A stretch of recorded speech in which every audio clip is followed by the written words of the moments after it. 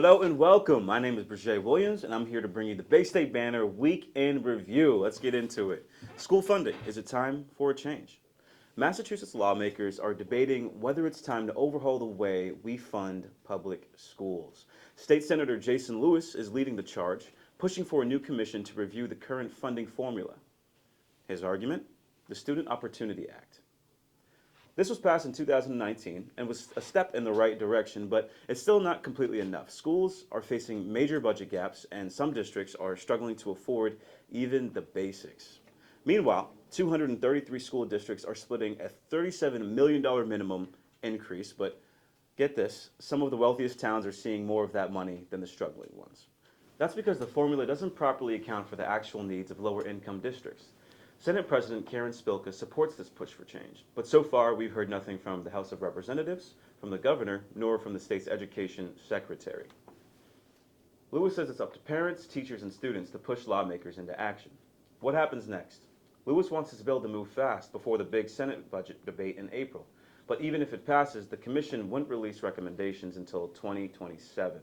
That's 3 more years of the districts scrambling to make ends meet.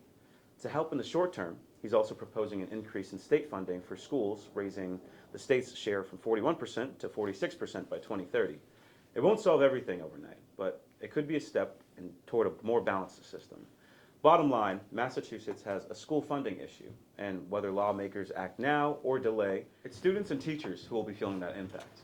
In our next segment, let's talk about affordable housing coming into Boston.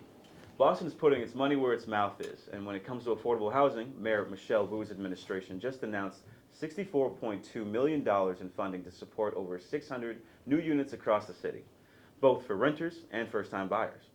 And one of the biggest projects, a new affordable housing development in Upham Corner, combining home ownership opportunities with a much-needed new public library branch.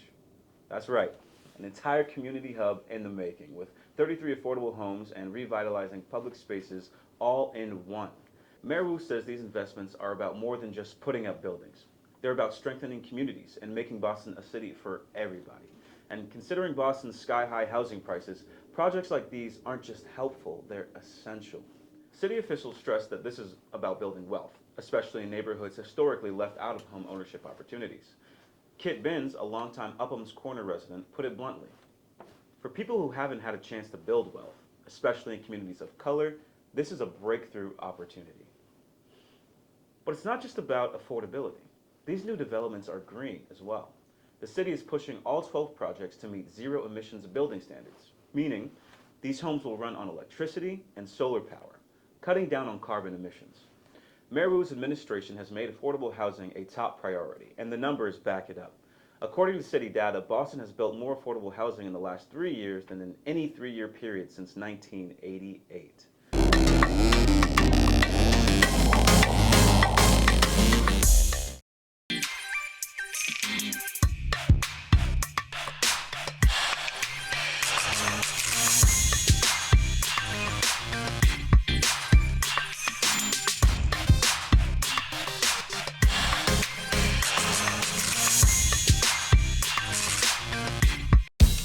Restaurants are celebrations, they're hubs.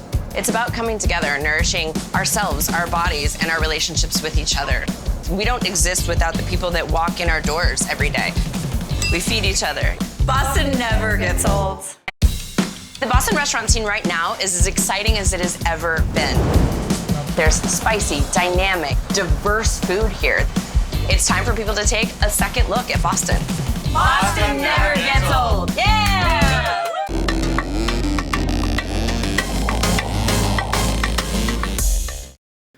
Next, we have some news in the Boston City Council race. And as it is heating up and the stakes are high, this is now bigger than ever, and we have 5 new candidates that have jumped into the race. 3 of them coming straight from Mayor Michelle Wu's administration. If they win, it could shift the balance of power, strengthening Wu's influence on the 13-member council. Some political observers are raising eyebrows. The City Council is supposed to be an independent governing body, but recent votes suggest that former Wu staffers turned councilors have largely backed her agenda, even when progressive members pushed back. Take last year's budget showdown.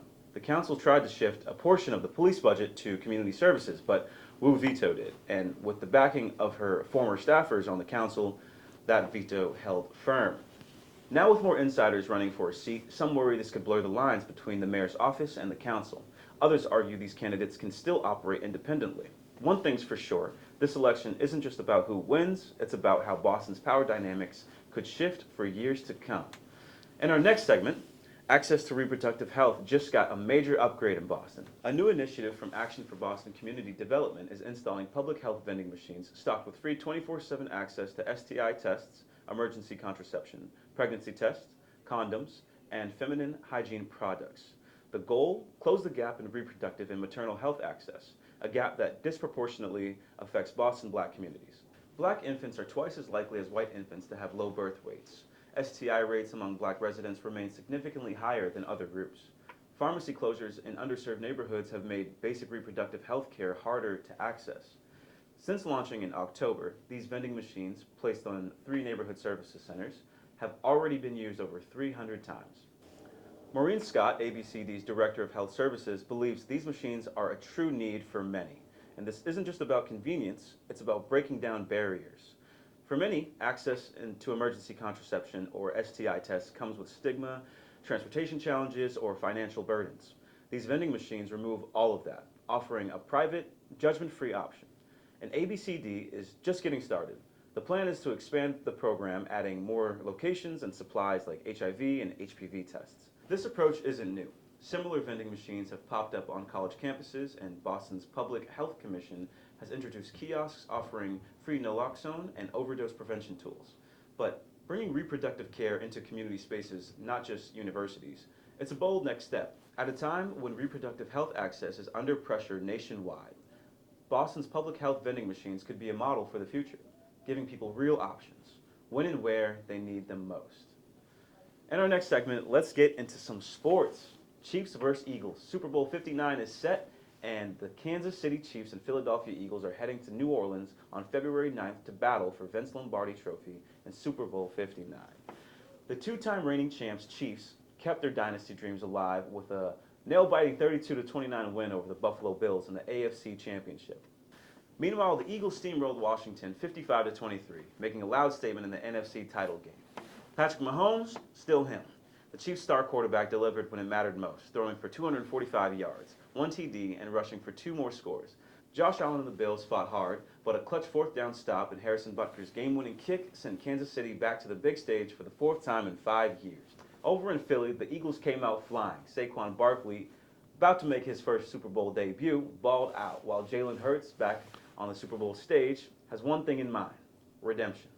But let's be real. Boston fans know a dynasty when they see one. The Patriots set the gold standard for dominance in the modern NFL, winning 6 titles under Brady and Belichick. Now, Kansas City is knocking on the door of history, trying to become the first team ever to three-peat, a feat not even the Patriots pulled off. Meanwhile, the Eagles are out to flip the script after their heartbreaking loss to the Chiefs in Super Bowl 57. Dynasty or destiny? We'll find out February 9th in New Orleans. While the Chiefs and the Eagles prepare for their Super Bowl showdown, another champion has already been crowned on the other side of the world. After 13 years of near misses, Madison Keys finally had her moment. Center court, Rod Laver Arena, the Australian Open champion. The 29-year-old American stunned number 1 seed Ariana Sabalenka in a hard-fought 6-3, 2-6, 7-5 victory, clinching her first ever Grand Slam title. Keys had been here before, 2017 U.S. Open finalist, 2018 French Open semifinalist, but she had never quite finished the job. This time, she refused to let that slip away. She entered the tournament riding a 12-match win streak and silenced any doubts with a gutsy semifinal win over number 2 seed Iga Swiatek, a 5-7, 6-1, 7-6 battle that tested every ounce of her resilience. But still, skeptics wondered, could she close it out? The answer came first. Keys stormed through the first set, 6-3, but Sabalenka, the defending champ, roared back to take the second, 6-2. It all came down to one final high-stakes set. With the victory, Madison Keys became only the 3rd black woman after Yvonne Gugalan-Cauley and Serena Williams to win the Australia Open women's singles title. She's also the first woman since Serena Williams to defeat both the number 1 and number 2 seed en route to lifting that trophy. For years, Keys was labeled as good, but not quite good enough. That narrative is over. The real question now, was this just the breakthrough that she needed, or is there more history left to write?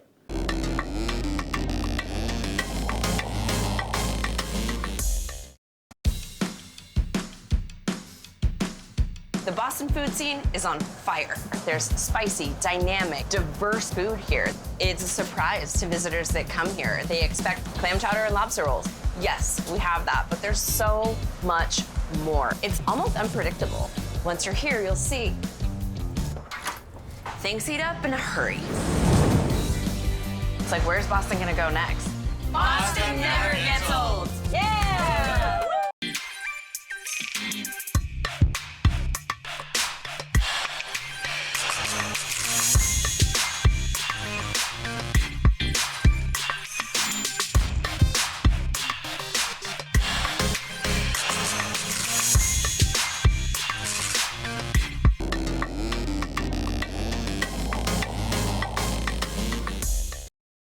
In other news, let's dive into how Roxbury Community College is creating opportunities for all.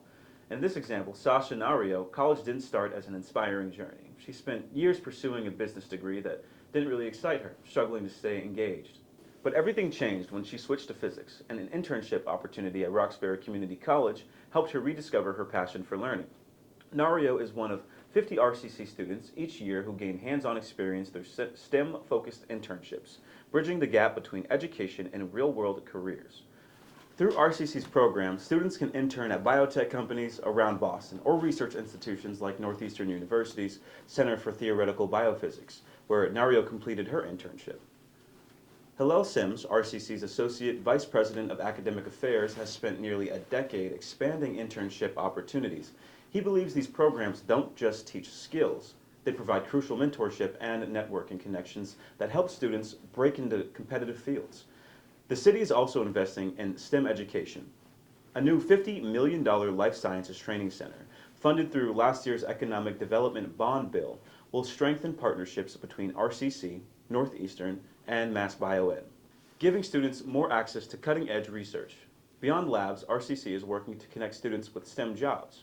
Through Roxbury Works, a program run by American City Coalition, RCC is helping middle skill workers, those with some college but no bachelor's degree, find careers in life sciences, green tech, and healthcare. For Nario, the experience was life-changing. Now she encourages other students to apply, even if they don't think they'll get in, because for her, that one opportunity changed everything. Now let's get into our next segment. Boston's Black history comes to life with the African American Patriots Tour. Boston's history is deeper than what's in the textbooks, and this February, the Freedom Trail Foundation is bringing those untold stories to life. The African American Patriots Tour is back, running every weekend this month, offering a 90-minute journey through Boston's role in the fight for freedom. The tour, led by historical reenactors, begins at the Boston Common and winds through 16 historic sites along the 2.5-mile Freedom Trail. More than just a history lesson, the tour highlights Black revolutionaries who shaped the early fight for equality. Figures like Crispus Attucks, Phyllis Wheatley, Prince Hall, and George Middleton. Prince Hall, once enslaved, became a leading abolitionist and founded Black Freemasonry in the U.S. He also fought for Black men to serve in the colonial army. George Middleton, a Black Patriot soldier, built a home on Pinckney Street in Beacon Hill, one of the tour's major stops. The tour also takes a hard look at Boston's connection to slavery, challenging the myth that the North was always a safe haven for Black Americans. Though Massachusetts became the second state to abolish slavery in 1783, it played a role in the transatlantic slave trade long before. The first ship carrying enslaved Africans arrived in Boston in 1638, and by 1641, Massachusetts was among the first English colonies to legalize slavery. This tour isn't just about the past, it's about understanding Boston's full history and the role it played in both oppression and liberation. While the African American Patriots Tour is only available in February, the Freedom Trail Foundation offers year-round tours, including ones that highlight Black history on request. Other options include the Revolutionary Women Tour, the Rainbow Revolutionaries Tour, and the Historic Pub Crawl Private Tour. As Black History Month kicks off, the Freedom Trail Foundation invites Bostonians and visitors alike to walk through history and see the city's Black heritage in a whole new way. In our next story, we got Chef Jesse Perez and cooking up more than just meals at the Boston Kroc Center. A new year means new goals, and for Chef Jesse Perez, that goal is bigger than herself. It's about helping others succeed. After more than a decade feeding the community at the Salvation Army's Boston's Kroc Center in Dorchester, Perez stepped into a new role last fall as culinary arts manager. Now she's leading the Kroc Center's Culinary Arts Training Program, a nationally recognized 10-week course designed to give students from Dorchester and Roxbury the skills they need to launch their careers in the food industry. The program isn't just about cooking, it's about creating opportunity. Students receive hands-on training, expert mentorship, and real-world kitchen experience, all within state-of-the-art facilities that emphasize sustainable and ethical culinary practices. Once they complete the program, the Kroc Center helps connect them with local food industry employers to kickstart their careers. From 9 a.m. to 2 p.m., Perez is in the kitchen teaching students the fundamentals of food preparation, but she's also bringing her own personal touch to the program. Under her leadership, students aren't just learning how to cook, they're learning how to build their career. Perez has introduced a life skills component, helping students write resumes and develop job readiness skills. And Perez is making sure that no one gets left behind. A new program feature now allows students to make up hours if needed, ensuring that personal challenges don't stop them from completing their training. For Perez, this isn't just about teaching culinary skills. It's about empowering people. With her leadership, the Boston Kroc Center's Culinary Arts Training Program isn't just preparing chefs, it's changing lives. All right, that's a wrap on this week's Bay State Banner Weekend Review. Thanks for tuning in. My name is Brejé Williams, and I'll see you guys next time.